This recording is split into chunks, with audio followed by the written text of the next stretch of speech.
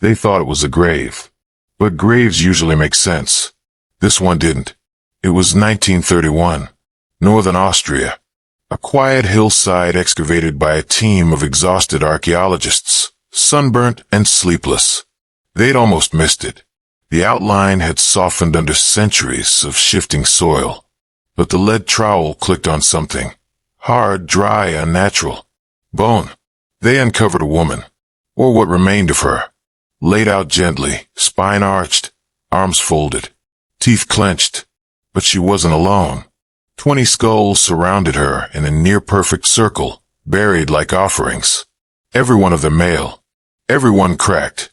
And not a single one was hers. There were no carvings. No grave goods. No weapons. Just bones, white and brittle, staring outward like guardians or warnings. And a silence in the pit so thick, even the wind dared not speak. They called her the Hallstatt witch. But that word, which felt lazy, too modern, too convenient, because what came next made them wish they'd never dug. She lived 3,000 years ago, the late Bronze Age, when forests whispered in languages no longer spoken, and the dead were rarely left alone. No towns, no roads, just tribal echoes and hollow hills. Nearby caves revealed crude altars, charcoal mixed with blood, ash mixed with teeth. Something had been worshipped here, or fed. Then they found the knife. 6 inches long flint blade, still stained with something dark, organic. It had been buried upright, beside her head. The locals refused to touch it. One old man, who'd once dug trenches in the Great War, swore his own brother had gone mad from less. He spit in the dirt and walked away. But the team kept going. They x-rayed the skeletons. The woman's bones showed no violence, no breaks, no signs of struggle.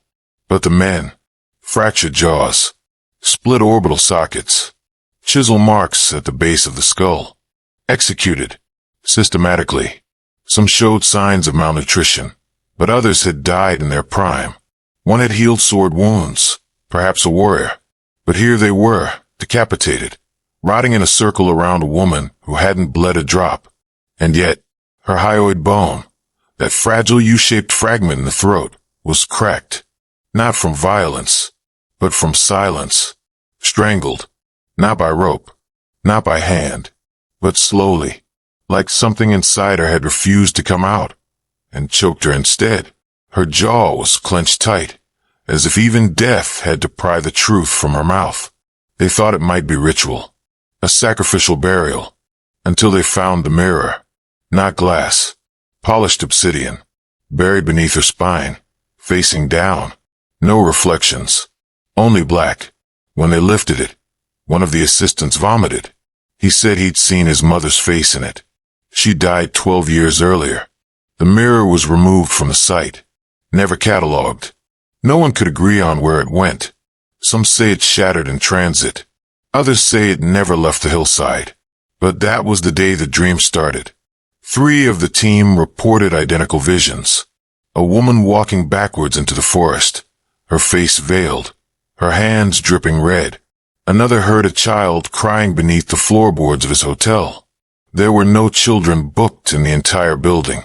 One man walked into the lake fully clothed, staring straight ahead, and whispered something they never translated. He never resurfaced. The remaining skulls were stored in the Vienna Museum until 1943, when a fire swept through the archives and destroyed every trace of them, except the woman. She had been encased in resin, preserved for study, but no one studied her. She remained in a locked drawer, unmarked, unmentioned, until 1987. A young anthropologist, Dr. Letha Krauss, reopened the case. She was drawn to it by the burial diagram, something about the positioning of the skulls. They weren't just random. They matched the lunar phases. 21 points. 1 missing. The woman was the final phase. A living moon, surrounded by dead men. Each had aligned to a different date in the lunar cycle, as if the entire burial was a calendar, or a countdown. But to what? Dr. Krauss became obsessed. She stopped publishing. She removed the skull diagram from university archives and kept it in her own home. Her husband divorced her. She said he stared like the 20th head. She was found 3 months later, her mouth stuffed with earth. There were no signs of struggle, but the mirror had returned, cracked in 3 places, leaning against her chest. No fingerprints. And behind her, scrawled on the wall in a mixture of ink and blood, her mouth was never hers. No one knows who wrote it, but the phrase matched something they'd found carved deep into a stone at the original excavation site. Half erased by lichen, had once read, "She speaks what we bury." Over the decades, theories emerged that the woman had been a seer, that she was born with a condition, a psychological fugue, that caused her to speak in voices, each skull representing a man whose death she predicted or caused. Others believed she had no voice of her own, only borrowed ones, that she was a vessel, a listening thing, a collection of memories wrapped in bone and skin. But then came the DNA tests. The woman was not from the area. In fact, her markers pointed to southern Anatolia, modern-day Turkey. She had traveled nearly 2,000 kilometers, alone, and arrived pregnant. There was no fetus found in her burial, but remnants of fetal bone had been discovered in the fire-destroyed skull crates, filed under unknown juvenile. Only one, only half-formed. It didn't have a skull, just a jaw, perfectly preserved, with 2 rows of teeth. Some said it was a mutation. Others weren't so sure, especially after they found the cave paintings near the original site, hidden beneath a layer of soot and lime, intentionally covered. It took infrared to see it. A woman faceless, arms outstretched, surrounded by headless men, each man marked with red slashes on his throat. The woman held a mirror to the sky, and above her, something monstrous. Not a god, not quite, a tangle of mouths. No eyes, no limbs, just mouths. Hundreds, each whispering into the next, coiling down into her, like a parasite of memory, or a collector of sins. It wasn't worship. It was containment. She hadn't ruled them. She had carried them. The skulls weren't trophies. They were seals, each one anchoring a voice, a memory, a man. And when the final voice broke free, she died. Her body caved from within, not from age or disease, but because it was empty, like something had peeled her soul out and left the skin. Some believe the obsidian mirror wasn't meant for reflection, but absorption, a black box for the psyche, a prison for words that should not be remembered. The real horror wasn't that she killed them. It was that they lived in her, and one by one, she had to bury them, or they would never leave. But the final one, the final voice, wasn't male.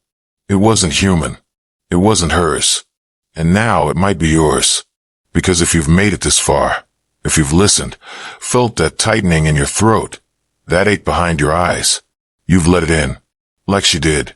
And it remembers every name, every sin, every buried thing you thought you'd forgotten. You see, memory is not private. It's not sealed. It leaks. From dream to thought, from mirror to screen, from voice to voice. And the woman who was buried with 20 skulls, she didn't bury them. They buried her. Because one day she spoke their names. And once a name is spoken, it must be carried. The only question now is, when will you start digging?